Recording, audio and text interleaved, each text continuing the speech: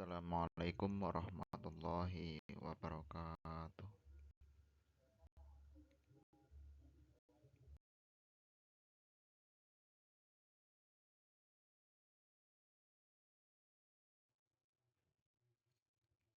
Sebelumnya perkenalkan kelompok kami yang beranggotakan Hanung Adi Setrionugroho, Muhammad Kantik, Mukhtalifin, Maula Rifada, Khofifah Nur Solehah, Intan Dwi Saputri.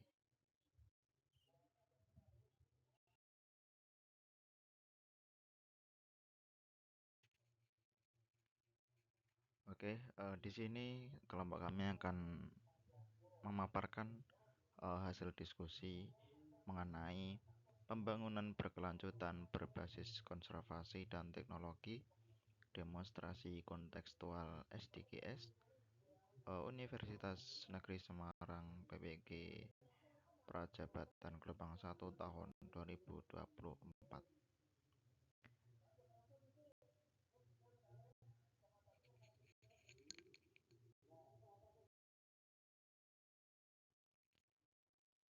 Dalam pemaparan kelompok kami akan membahas mengenai degradasi nilai, karakter, dan lingkungan, konservasi nilai dan karakter, konservasi seni dan budaya, konservasi sumber daya alam, dan agen konservasi.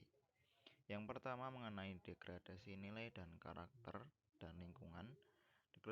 Degradasi nilai karakter dan lingkungan diartikan sebagai penurunan nilai, norma, etika, dan kualitas yang menjadi permasalahan di masyarakat.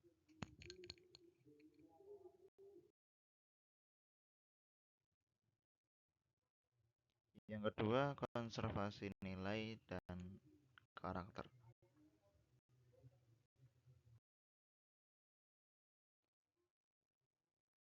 Konservasi nilai merupakan suatu standar atau ukuran norma yang kita gunakan untuk mengukur segala sesuatu.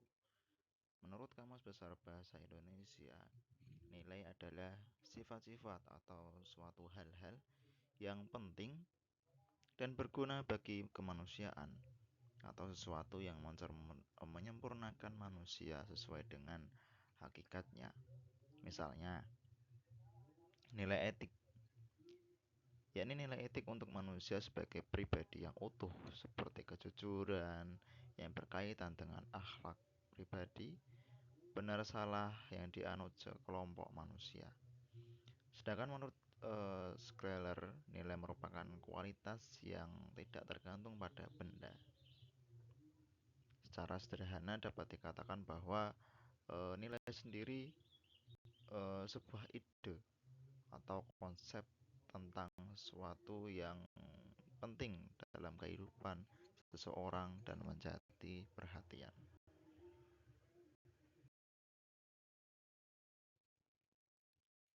Lalu ada konservasi karakter. Kata karakter berasal dari bahasa Yunani yang berarti to mark, menandai dan memfokuskan. Bagaimana mengaplikasikan nilai kebaikan dalam bentuk tindakan atau tingkah laku. Oleh sebab itu, seseorang yang berperilaku tidak jujur, kejam, atau rakus dikatakan sebagai orang yang berkarakter jelek. Sementara seseorang yang berperilaku jujur, suka menolong, dikatakan sebagai orang yang berkarakter baik. Jadi istilah karakter erat kaitannya dengan personality atau kepribadian seseorang. Seseorang bisa disebut orang berkarakter apabila perilakunya sesuai dengan kaidah dan moral.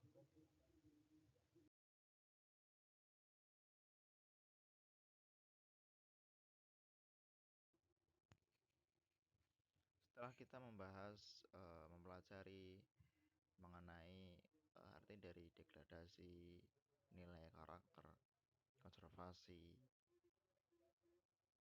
nilai karakter, sekarang kita menuju konservasi seni dan budaya, di mana konservasi seni dan budaya ini memiliki suatu peran penting dalam mengungkap dan menjaga warisan budaya dan seni di bangsa kita. Nah, ada beberapa peran konsep konservasi seni dan budaya, meliputi yang pertama, pelestarian identitas budaya. Dengan adanya konservasi nilai dan budaya tersebut menjadikan suatu eh, identitas budaya kita itu bisa lestari dari zaman dulu, zaman sekarang hingga zaman dahulu, eh, zaman yang akan datang. Yang kedua, pendidikan dan pengetahuan. Jadi peran konsep konservasi seni dan budaya di sini dalam hal pendidikan dan pengetahuan juga sangat penting, di mana dalam pendidikan bisa mengajarkan ke anak-anak didik kita, penerus-penerus bangsa kita agar bisa mengerti daripada konsep konservasi budaya dan seni terutama. Yang ketiga, peningkatan kesejahteraan sosial dan ekonomi. Yang keempat, mempromosikan toleransi dan pemahaman antar budaya. Jadi adanya konservasi seni dan budaya bisa mempromokasikan toleransi di berbagai perbedaan budaya dan seni antar golongan. Yang kelima, menyelamatkan warisan yang terancam punah. Bahwa kita ketahui sendiri di negara kita, di dunia, teknologi sudah merajalela, sudah menguasai seluruh dunia kita, terutama bangsa kita Indonesia, sehingga kebudayaan, seni di dalamnya bisa terancam punah. Maka dari itu, dengan adanya konservasi seni dan budaya ini bisa menyelamatkan warisan yang terancam punah ke depannya.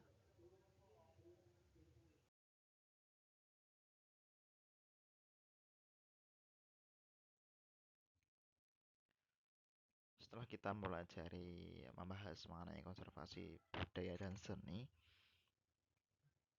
selanjutnya kita membahas mengenai konservasi sumber daya alam, di mana kita ketahui sendiri bahwa negara kita adalah negara yang menjadi salah satu negara yang mempunyai sumber daya alam, baik itu dikelola untuk negara maupun dikelola untuk kebutuhan manusia. Nah, dalam sumber daya alam tersebut memiliki peran-peran konsep konservasi di dalamnya terhadap pembentukan agen konservasi. Sumber daya alam adalah segala sesuatu yang berasal dari alam yang dapat digunakan untuk memenuhi kebutuhan manusia. Sedangkan jenis sumber daya alam dibagi menjadi dua, yaitu SDA atau sumber daya alam yang dapat diperbarui dan sumber daya alam yang tidak dapat diperbarui. Sumber daya alam yang dapat diperbarui meliputi air, tanah, tumbuhan, dan hewan. Sumber daya alam ini harus kita jaga, kita lestarikan agar tidak merusak keseimbangan ekosistem. Sumber daya alam yang tidak dapat diperbarui, contohnya barang tambang yang ada di perut bumi, minyak bumi, batu bara, timah, dan nikel yang terdapat di berbagai daerah Kalimantan, Sumatera. Hmm, Dalam hal itu kita harus menggunakan sumber daya ini seefisien mungkin agar dapat memenuhi kebutuhan kita ke depannya.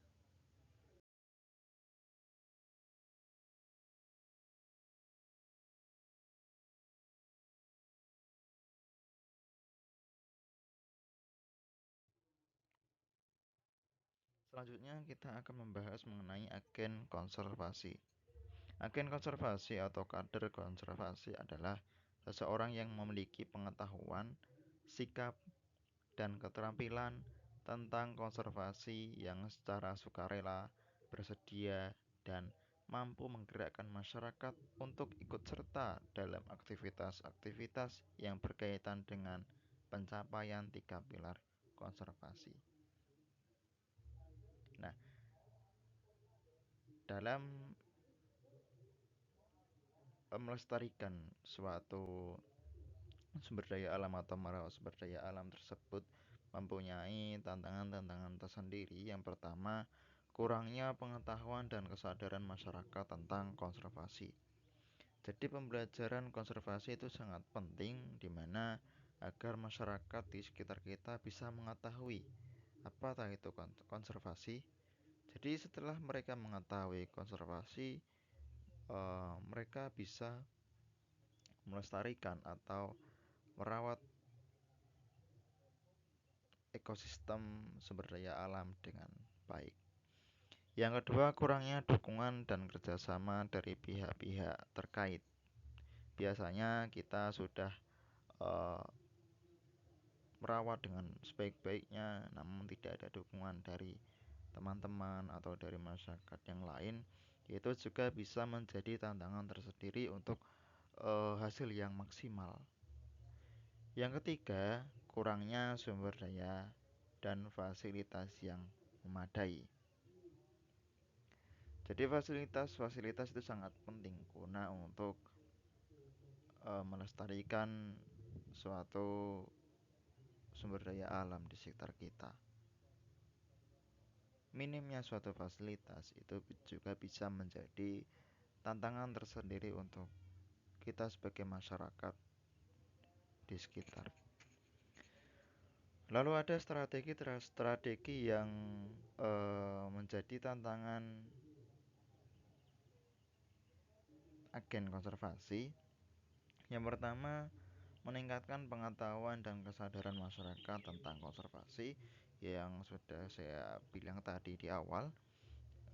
Suatu pengetahuan konservasi itu sangatlah penting untuk masyarakat. Yang kedua, meningkatkan dukungan dan kerjasama dari pihak-pihak terkait, contoh tetangga kita atau teman-teman kita di sekitar masyarakat kita maupun pejabat-pejabat di uh, desa kita atau di masyarakat kita, minta dukungan dari mereka untuk memaksimalkan suatu pekerjaan pelestarian tersebut. Yang ketiga, meningkatkan sumber daya dan fasilitas yang memadai.